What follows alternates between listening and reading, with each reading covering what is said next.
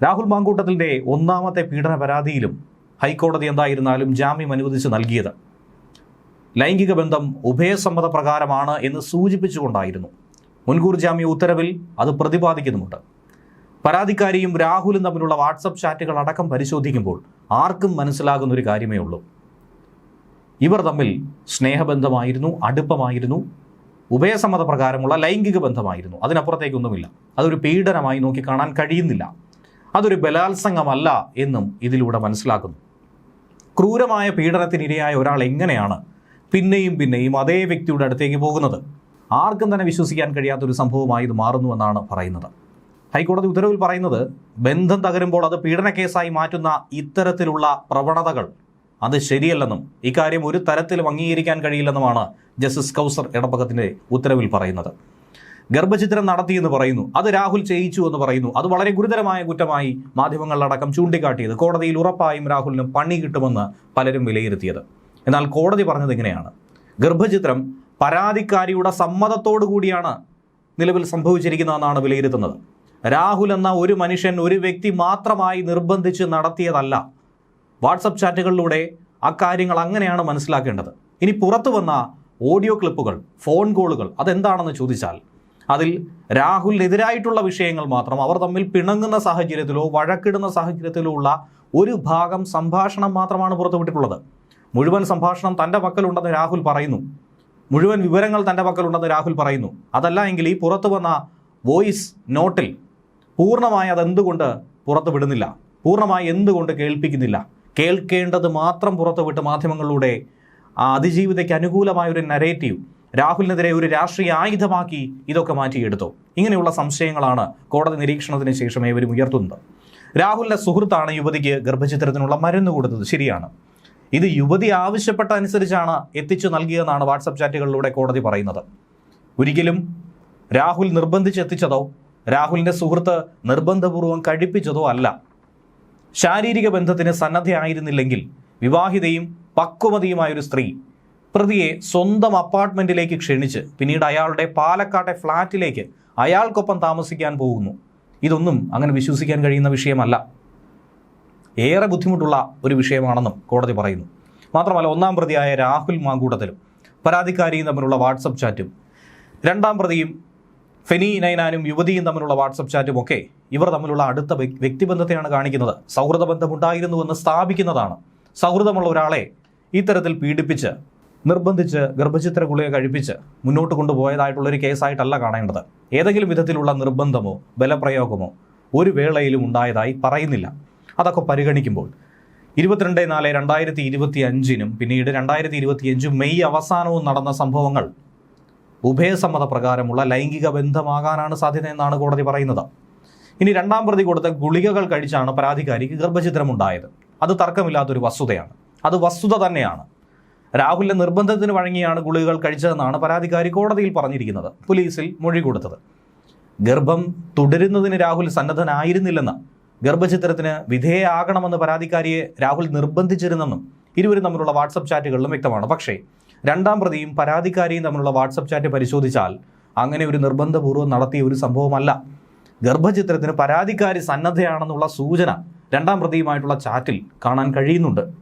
അപ്പോൾ രാഹുലിനെ കൊടുക്കാൻ വേണ്ടി പരാതിക്കാരി നടത്തിയ നാടകമാണോ? അതല്ലെങ്കിൽ ഒരു പ്രത്യേക സാഹചര്യത്തിൽ രാഹുലിന് കൂടുതൽ പ്രഷർ കൊടുക്കാൻ, സമ്മർദ്ദം ചെലുത്താൻ വേണ്ടി നടത്തിയ വിഷയമായിരുന്നു? വിവാഹിതയാകാൻ വേണ്ടി, രാഹുൽ വിവാഹം ചെയ്യാൻ വേണ്ടി രാഹുലിനെ ഭീഷണിപ്പെടുത്തിയതാണ്. അങ്ങനെയെങ്കിൽ കേസ് തിരിച്ചല്ലേ സംഭവിക്കേണ്ടത്? പരാതിക്കാരി തന്നെയാണ് ഗർഭചിത്രത്തിനായിട്ടുള്ള ഗുളികകൾ ആവശ്യപ്പെട്ടതായി ഈ വാട്സപ്പ് ചാറ്റിലൂടെ പറയാൻ കഴിയുന്നത്. മുൻകൂർ ജാമ്യം അനുവദിച്ചുള്ള ഉത്തരവിലും കോടതി അത് പറയുന്നു. പരാതിക്കാരിയുള്ള സ്ഥലം പറഞ്ഞു കൊടുക്കുകയും രണ്ടാം പ്രതിയിൽ നിന്നും മരുന്ന് സ്വീകരിക്കുകയും ചെയ്തു. പരാതിക്കാരി സ്വമേധയാ മരുന്ന് കഴിച്ചെന്നാണ് പ്രഥമദൃഷ്ട്യാ ഇതിലൂടെ ബോധ്യമാകുന്നത്. ആരും നിർബന്ധിച്ചിട്ടില്ല. ഇവിടെ BNS-ലെ 89-ാം വകുപ്പ് ചുമത്തണമെങ്കിൽ കൃത്യം നടന്നത് സ്ത്രീയുടെ സമ്മതമില്ലാതെ ആയിരിക്കണം, നിർബന്ധത്തിലൂടെ ആയിരിക്കണം. അത് തെളിവുകളുടെ അടിസ്ഥാനത്തിൽ വിചാരണയിലൂടെ മാത്രമേ സ്ഥിരീകരിക്കാൻ കഴിയൂ എന്നാണ് കോടതി പറയുന്നത്. ഗർഭചിത്രം രാഹുലിന്റെ നിർബന്ധപ്രകാരമായിരുന്നു എന്ന് വിചാരണയിൽ വ്യക്തമാകണമെന്നും കോടതി ഉത്തരവിൽ പറയുന്നുണ്ട്.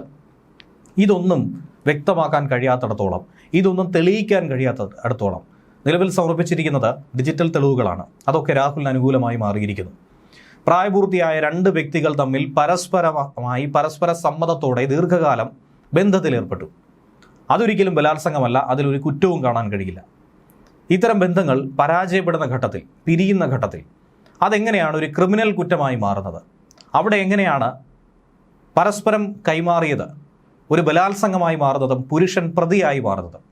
ഈ പ്രവണതയിൽ സുപ്രീം കോടതി അടക്കം നേരത്തെ ആശങ്ക പ്രകടിപ്പിച്ചു എന്നുള്ളത് ഹൈക്കോടതി എടുത്തു പറയുന്നുണ്ട്. പരാതിക്കാരി രാഹുലുമായി നേരത്തെ പ്രണയത്തിലായിരുന്നു. ഈ ആരോപിക്കപ്പെട്ട സംഭവത്തിന് ശേഷവും അവർ ഒന്നിച്ചു കഴിഞ്ഞു. ബലാത്സംഗമായിരുന്നെങ്കിൽ എങ്ങനെയാണ് പിന്നീട് ഒന്നിച്ചു കഴിയാൻ സാധിക്കുന്നത്? പിന്നീട് എങ്ങനെയാണ് സംഭാഷണങ്ങൾ നടത്തിയത്? പിന്നീടും അവർ തമ്മിൽ ആശയവിനിമയം നടത്തിയിരുന്നു. അതുകൊണ്ട് തന്നെ ഇവിടെ ഒരു പരാതിക്കുള്ള സ്കോപ്പ് ഇല്ല എന്ന് കോടതിക്ക് തന്നെ മനസ്സിലായിരിക്കുന്നു. നിർബന്ധിത ലൈംഗിക അതിക്രമം അവിടെ സംഭവിച്ചിട്ടില്ല എന്ന് മനസ്സിലാക്കാൻ കഴിയുന്നു. പ്രോസിക്യൂഷൻ തന്നെ പരാജയപ്പെട്ടു എന്ന് വേണം മനസ്സിലാക്കാൻ. പരസ്പര സമ്മതത്തോടെയുള്ള ബന്ധമായിരുന്നോ താനും അതിജീവിതയുമായി ഉണ്ടായിരുന്നതെന്നും ബന്ധത്തിൽ വിള്ളലുണ്ടായപ്പോൾ അതിജീവിത പരാതി നൽകി, പിന്നാലെ രാഷ്ട്രീയ സമ്മർദ്ദങ്ങളുണ്ടായി എന്നാണ് രാഹുലിൻ്റെ അഭിഭാഷകൻ വാദിച്ചത്. ആ വാദങ്ങളൊക്കെ തന്നെ ശരിവെക്കുന്ന വിധത്തിൽ ഹൈക്കോടതിയിൽ നിന്നും വിധിയും ഉണ്ടായിരിക്കുന്നു. ആരോപണം ബലാത്സംഗ കുറ്റത്തിൻ്റെ നിർവചനത്തിൽ പോലും വരുന്നതല്ല. ഗർഭചിത്രം നടത്തിയെന്ന ആരോപണം പോലും തെറ്റിദ്ധരിപ്പിക്കാനായിരുന്നു. ഇതിൻ്റെയൊക്കെ ഉദ്ദേശം എന്താണ്? കൃത്യമായ തെളിവ് സമർപ്പിച്ചുകൊണ്ട് തന്നെയാണ് രാഹുൽ മുന്നോട്ട് നീങ്ങിയത്. തനിക്കെതിരെയുള്ള അന്വേഷണത്തിലും രാഷ്ട്രീയ സ്വാധീനമുണ്ട്, പകപോക്കലുണ്ട്. ഏറെ വൈകി നൽകിയ പരാതി മുഖ്യമന്ത്രിക്കാണ് കൊടുത്തത്. ഇക്കാര്യങ്ങളൊക്കെ തന്നെ പരിശോധിക്കണം. ഒരു സാധാരണക്കാരിക്ക് നേരിട്ട് മുഖ്യമന്ത്രിയിലേക്ക് പരാതി നൽകി വലിയ തോതിൽ മാധ്യമ ശ്രദ്ധ കിട്ടി ഇങ്ങനെ മുന്നോട്ട് പോവുക എന്ന് പറയുമ്പോൾ തന്നെ അതിൽ ചില അസ്വാഭാവികതകൾ നിലനിൽക്കുന്നുണ്ട്. ഈ ഒരു പരാതി മൂലം ഇത്തരത്തിൽ കെട്ടിച്ചമച്ച കേസുകൾ കാരണം യഥാർത്ഥ കേസുകൾ പോലും പരിഗണിക്കപ്പെടാതെയോ ശ്രദ്ധിക്കപ്പെടാതെയോ വേണ്ട പ്രാധാന്യം ലഭിക്കാതെയോ പോകുന്നുണ്ട്. അങ്ങനെ നിരവധി അതിജീവിതമാർ നമുക്ക് ചുറ്റുമുണ്ട്, നിരവധി പീഡകർ നമുക്ക് ചുറ്റുമുണ്ട്. അവർക്കാണ് ശരിയായ രീതിയിൽ ശിക്ഷ വാങ്ങിച്ചു നൽകേണ്ടത്. ഇനി യുവതിയെ മാനസികമായി തളർത്തി ലൈംഗികമായി ഉപയോഗിച്ചു, ഇതൊക്കെയാണ് പ്രതിക്കെതിരെയുള്ള മറ്റൊരു വിഷയം. അതുകൊണ്ട് തന്നെ മുൻകൂർ ജാമ്യം കൊടുക്കരുതെന്നാണ് പ്രോസിക്യൂഷൻ പറഞ്ഞത്. ജാമ്യം അനുവദിച്ചാൽ അത് തൻ്റെ ജീവന് പോലും ഭീഷണിയാണ്. നിരവധി പെൺകുട്ടികളെ സമാന രീതിയിൽ പ്രതി പീഡിപ്പിച്ചെന്നാണ് പരാതിക്കാരി പറയുന്നത്, കോടതിയിൽ പറഞ്ഞിരിക്കുന്നത്. എന്നാൽ കോടതി തന്നെയാണ് ഇതിനു മുന്നേ സമാനമായ പരാതി ഉന്നയിച്ചവർക്കൊക്കെ തന്നെ ഇത്തരത്തിലുള്ള ഇൻറ്റൻഷൻ എന്തായിരുന്നുവെന്ന് വ്യക്തമായി വിശദമായി വിലയിരുത്തിയത്. അവസാനത്തെ പരാതിയിലും ഹൈക്കോടതി പറഞ്ഞ കാര്യം ശ്രദ്ധേയമായിട്ടുള്ളതാണ്. അതുകൊണ്ട് ഈ നിലവിൽ വന്നിരിക്കുന്ന 3 പരാതികളിലും രാഹുലിനെ സംബന്ധിച്ച് ഭയപ്പെടേണ്ടതായി നിലവിലൊന്നുമില്ല എന്ന് സാരം. യുവതിയുടെ മൊഴിയടക്കം കോടതി പരിശോധിച്ചു. എന്നാൽ അത് പരിശോധിച്ചപ്പോൾ പോലും ബലാത്സംഗം നടന്നതായി കണക്കാക്കാൻ കഴിയുന്ന ഒന്നും തന്നെ ഇല്ലായിരുന്നു എന്നാണ് കോടതി പറയുന്നത്. അങ്ങനെ ഒരു വിലയിരുത്തലിന് ശേഷമാണ് കർശന ഉപാധികളോടെ രാഹുലിന് ജാമ്യം കൊടുത്തിരിക്കുന്നത്. വിവാഹിതയായ യുവതി മറ്റൊരു ബന്ധത്തിൽ ഏർപ്പെടുന്നത് നിയമപരമായും ധാർമ്മികമായും തെറ്റല്ല എന്നതിനാൽ എങ്ങനെ പ്രതിക്ക് ജാമ്യം നിഷേധിക്കാനാകുമെന്നാണ് കോടതി ചോദിച്ചത്. നഗ്നദൃശ്യങ്ങൾ കൈവശം വെച്ചു എന്ന് കണ്ടെത്തിയാൽ കൂടുതൽ വകുപ്പുകൾ ചുമത്താം, അത് പരിഗണിക്കാമെന്ന് കോടതി പറയുന്നുണ്ട്. പക്ഷേ ഇതുവരെയും അത്തരത്തിലുള്ള ഒന്നും കണ്ടെത്താനായി കഴിഞ്ഞിട്ടില്ല. രാഹുൽ നിരന്തരം കുറ്റവാളി എന്ന പ്രോസിക്യൂഷന്റെ വാദം കോടതി അംഗീകരിച്ചില്ല. കാരണം ഇതിനു മുൻപേ ഉള്ള കേസുകളിലും രാഹുലിന് ജാമ്യം ലഭിച്ചതാണ്. ആദ്യത്തെ കേസ് ഉണ്ടായതിനു ശേഷമാണ് പിന്നീട് 2 കേസുകൾ രജിസ്റ്റർ ചെയ്യപ്പെട്ടത്. കോടതി ചൂണ്ടിക്കാട്ടി യുവതിയെ മാനസികമായി തളർത്തി, ലൈംഗികമായി ഉപയോഗിച്ചു, ഇങ്ങനെയുള്ള വിഷയങ്ങൾ ആദ്യത്തെ കേസിൽ നിലനിൽക്കുമെന്നാണ് പ്രോസിക്യൂഷൻ പറഞ്ഞത്. അതൊന്നും തന്നെ കോടതി ചെവിക്കൊണ്ടില്ല എന്ന് വേണം മനസ്സിലാക്കാൻ. കർശന ഉപാധികളുണ്ട്. അതിൽ ഈ മാസം 16-ന് അന്വേഷണ ഉദ്യോഗസ്ഥന് മുൻപാകെ ഹാജരാകണം, അന്ന് മൊബൈൽ ഫോൺ സമർപ്പിക്കണം, അങ്ങനെയുള്ള വിഷയങ്ങളാണ് ചൂണ്ടിക്കാട്ടിയിരിക്കുന്നത്. 3 ദിവസം രാവിലെ 10 മണി മുതൽ വൈകിട്ട് 4 വരെ ചോദ്യം ചെയ്യലിന് ഹാജരാകാനും കോടതി നിർദ്ദേശം കൊടുത്തിട്ടുണ്ട്. അതോടൊപ്പം കേരളം വിട്ടു പോകരുത്, പാസ്പോർട്ട് സമർപ്പിക്കണം, അങ്ങനെയുള്ള കാര്യങ്ങളും നിർദ്ദേശിച്ചു. എന്തായിരുന്നാലും കോടതിയെ ധിക്കരിച്ചുകൊണ്ട് ഇനി രാഹുൽ ഒരു ഒളിവാസത്തിന് പോകില്ല, വനവാസത്തിന് മുതിരില്ല എന്ന് തന്നെയാണ് മനസ്സിലാക്കേണ്ടത്. രാഹുലിനെ ചോദ്യം ചെയ്യുന്ന സമയത്ത് കസ്റ്റഡിയിൽ ഉള്ളതായി കണക്കാക്കി ലൈംഗിക ശേഷി പരിശോധന ഉൾപ്പെടെയുള്ളവ നടത്താമെന്നാണ് കോടതി പറയുന്നത്. രാഹുലിനെ ഇനിയിപ്പോൾ അറസ്റ്റ് ചെയ്യേണ്ടതായി വന്നാൽ പോലും 1 ലക്ഷം രൂപയുടെ ജാമ്യത്തിൽ വിട്ടയക്കണമെന്നാണ് കോടതി പറയുന്നത്. ഇനി അറസ്റ്റ് ഉണ്ടായാൽ പോലും രാഹുലിന് ഭയപ്പെടേണ്ടതില്ല. ഇതോടെ രാഹുലിനെതിരെ പോലീസ് എടുത്ത 3 പീഡന കേസുകളിലും ജാമ്യം കിട്ടിക്കഴിഞ്ഞു. നേരത്തെ 2ാം ബലാത്സംഗ കേസിൽ മുൻകൂർ ജാമ്യവും 3ാം ബലാത്സംഗ കേസിൽ ജാമ്യവും രാഹുലിന് കിട്ടിയിരുന്നു. അതോടെ രാഹുലിനെതിരെ എടുത്ത കേസുകളൊന്നും തന്നെ നിലവിൽ രാഹുലിനെ കുടുക്കുന്ന തരത്തിലേക്ക് വന്നിരിക്കുന്നു. കേസന്വേഷണത്തിൽ ഇനി എന്തെങ്കിലും കണ്ടെത്തിയാൽ മാത്രമേ രാഹുലിന് ഭയപ്പെടേണ്ടതായിട്ടുള്ളൂ. ഗർഭചിത്രത്തിന് നിർബന്ധിച്ചു എന്ന് പറഞ്ഞതും കോടതി എങ്ങനെയാണ് തട്ടിയെറിഞ്ഞത് എന്നുള്ളത് നമുക്ക് മനസ്സിലാക്കാൻ കഴിയുന്നതാണ്.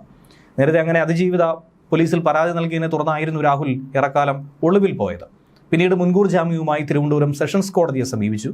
ഹർജി അനുവദിച്ചില്ല, ജാമ്യം നൽകിയില്ല. അങ്ങനെ ഹൈക്കോടതിയിലേക്ക് എത്തി. ഹർജിയിൽ തീരുമാനമാകുന്നതുവരെ കോടതി അറസ്റ്റ് വിലക്കിയതോടെയാണ് രാഹുൽ ഒളിവ് ജീവിതം അവസാനിപ്പിച്ച് പുറത്തേക്കെത്തിയത്. പരസ്പര സമ്മതത്തോടെയുള്ള ബന്ധമായിരുന്നു അതിജീവിതയും താനും തമ്മിലുണ്ടായിരുന്നതെന്ന് 3 കേസുകളിലും രാഹുലിന് സ്ഥാപിക്കാൻ കഴിഞ്ഞു. രാഹുലിൻ്റെ ഭാഗത്ത് ശരിയെന്നുള്ളത് പറയാൻ കഴിഞ്ഞു. അങ്ങനെ ഇത് ബലാത്സംഗ കുറ്റത്തിൻ്റെ നിർവചനത്തിൽ വരുന്നതല്ല എന്ന രീതിയിൽ കോടതി തന്നെ തുറന്നു പറഞ്ഞിരിക്കുന്നു. ഗർഭചിത്രമെന്ന് പറഞ്ഞതുപോലും തെറ്റിദ്ധരിപ്പിക്കാൻ വേണ്ടിയിട്ടാണ്. മതിയായ തെളിവുകൾ തൻ്റെ പക്കലുണ്ട്, അതിനുള്ള അവസരം മാത്രം നൽകുമെന്നാണ് കോടതിയോട് രാഹുൽ ചൂണ്ടിക്കാട്ടിയത്. എന്തായിരുന്നാലും ഈ വിഷയങ്ങളൊക്കെ തന്നെ ശരി തന്നെയെന്ന് കോടതി എടുത്തു പറയുന്നു. ഇപ്പോഴത്തെ സാഹചര്യത്തിൽ രാഹുൽ വീണ്ടും പാലക്കാട് എങ്ങനെ സജീവമാകുമെന്ന കാര്യം കൂടിയാണ് ചർച്ചയാകുന്നത്. പാലക്കാട് സീറ്റിൽ ഇത്തവണ മത്സരിക്കാൻ രാഹുൽ ഉണ്ടാകുമോ? കോൺഗ്രസ് രാഹുലിനെ അനുകൂലിക്കുമോ? രാഹുലിനെ ഇനി തിരിച്ചെടുക്കുമോ? അഗ്നിശുദ്ധി വരുത്തി തിരിച്ചെത്തിയാൽ കോൺഗ്രസ് ഇരു കൈയും നീട്ടി സ്വീകരിക്കുമോ? പലവിധ ചോദ്യങ്ങൾ അവശേഷിക്കുകയാണ്.